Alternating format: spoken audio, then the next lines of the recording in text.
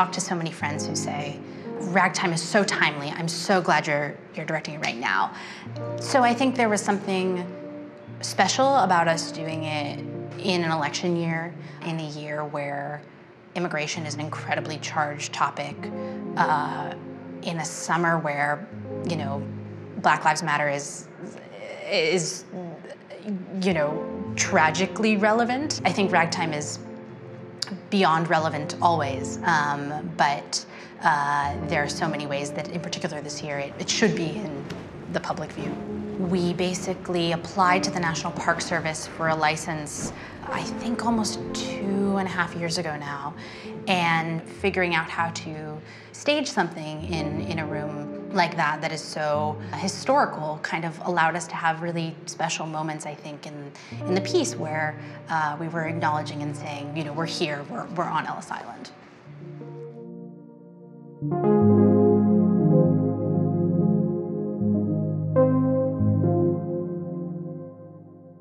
That to me is so shockingly relevant, you know, not only now, almost 20 years after it opened on Broadway, but it's also so relevant for the over 100 years after the story is actually set. You know, Ragtime deals not only with the immigrant issue, it deals with the racial issue in this country, the issue of women's rights. It's essentially the story of 3 families trying to pursue their version of the American dream. And each of those families has a unique obstacle. In the mother's case, it's the obstacle of being a woman who's supposed to be subservient and have all of her thoughts given to her by her husband. In the case of Tata, it's the immigrant trying to get to a new place and make a better life, fleeing from trouble and destruction in the pogroms of Eastern Europe. And in Kohlhaas Walker's case, the black man dealing with the deep-seated racism in this country. And, you know, it would be lovely to think that a story that takes place in 1906, we have transcended those things. But we are still dealing with these issues on a massive scale today.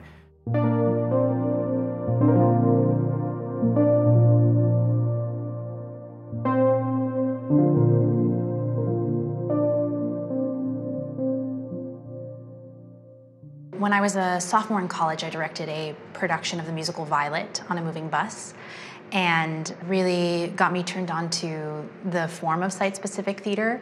And I started thinking about what else could be done in that form with musical theater and site specificity, and basically made a list of my favorite musicals that could be performed site-specifically, and Ragtime, paired with Ellis Island, was on the top of that list.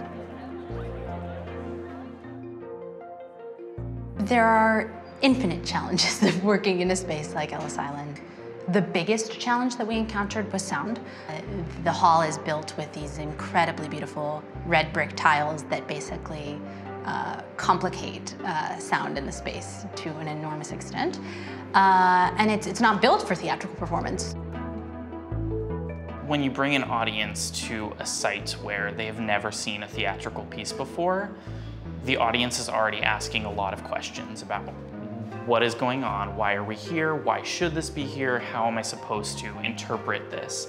And I really appreciate being able to reset an audience's frame of mind, because normally when an audience member walks into a theater, maybe they've seen some shows before, they more or less know what they want to expect from it and what they want to get from it. But when you bring them somewhere like Ellis Island, or when we did Violet on buses, an audience member doesn't necessarily know what they're going to get out of it, and I think it creates this fresh level playing field for everyone to have their own new experience of a story they may know, but in a new way.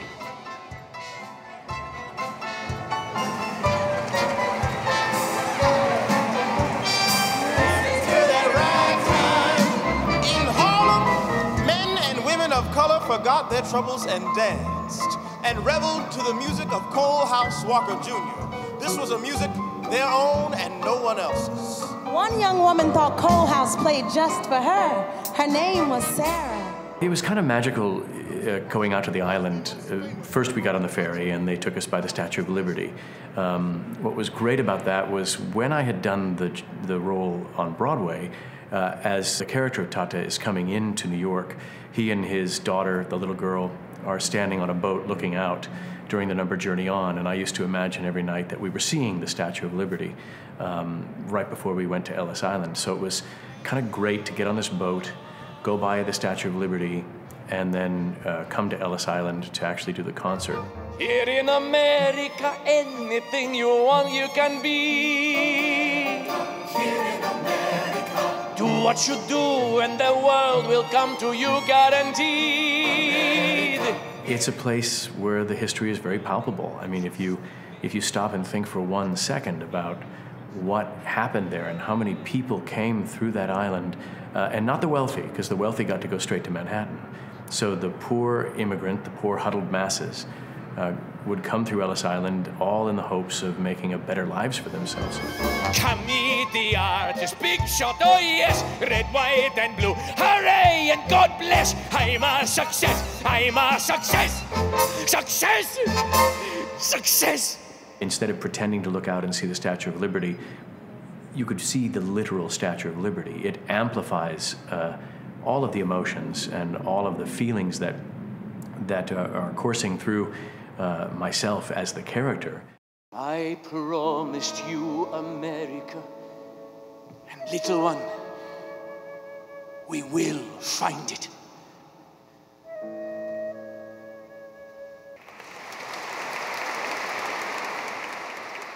Because the musical is, first of all, this glorious painting of America at the turn of the century, but also, includes these stories about immigration and the American dream, which lives so naturally at Ellis Island. That pairing kind of just jumped off the page to me, and to be able to work with Lynn Ahrens and Flaherty, the geniuses and heroes of mine, who created this beautiful musical, was incredible. His head was spinning. People said and taught my friend, unions broken and why for children laboring, women still enslaved. Leave your little backyard, my friend, there are causes to die for. Stop. In the gutters of the city, I have tried to find some meaning. In the arms of fallen women, in the thought of suicide. Like a firework, I'd exploded, wanting life but never knowing how. My brother, life has meaning, I'll show you how.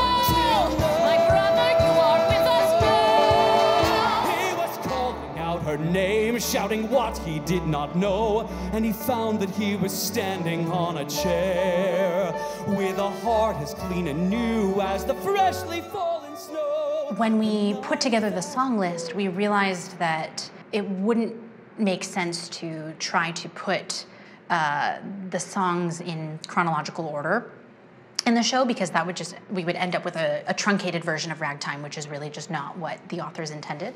Instead was created groupings of 12 songs that touched on different themes in Ragtime. So we realized we really need some connective tissue and narration to string this together.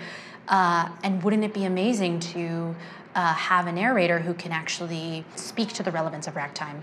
So we thought, well, let's just reach out to Brian Stokes Mitchell and see what he says. Thank you very much. Good evening, everybody. How are you tonight?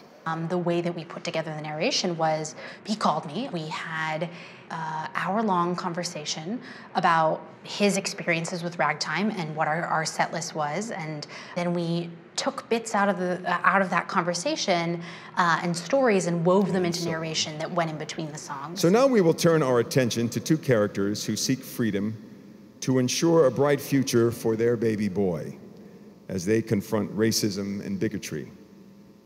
In this next song, these two young parents sing of the hopes that they have for their child's future. That was one of the most special parts to me, to be, working with the original Kohlhaas Walker, to craft how to introduce people to this story or reintroduce people to this story. Well, when he is old enough, I will show him America, and he will run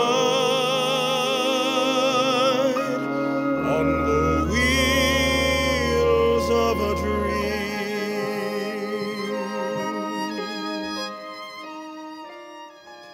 When we first began work on Ragtime in 1995, it was apparent that many of the issues that Sarah and Coalhouse encountered were still issues almost 100 years later. Now in 2016, that struggle still goes on. But movements like Black Lives Matter and shows like Ragtime remind us that we must continue to seek a way forward and speak up against injustice. We must move beyond our differences. This is the power of the theater and the promise of our country, so beautifully evident here on Ellis Island. The great possibility of getting together a team who's excited to do things like this, and in some ways we were surprised to learn that yes, we could do this concert, and it happened and people enjoyed it, and it went relatively smoothly, and I think we learned that this kind of thing is possible. Sammy did a lot of research in the early stages to figure out how do you do anything on Ellis Island. I think we were working with Ellis Island for about 2 years leading up to August 8th, 2016, when we had the concert. And every step of the way was a new question of where is the backstage? Are there dressing rooms? What is sound like in this massive hall?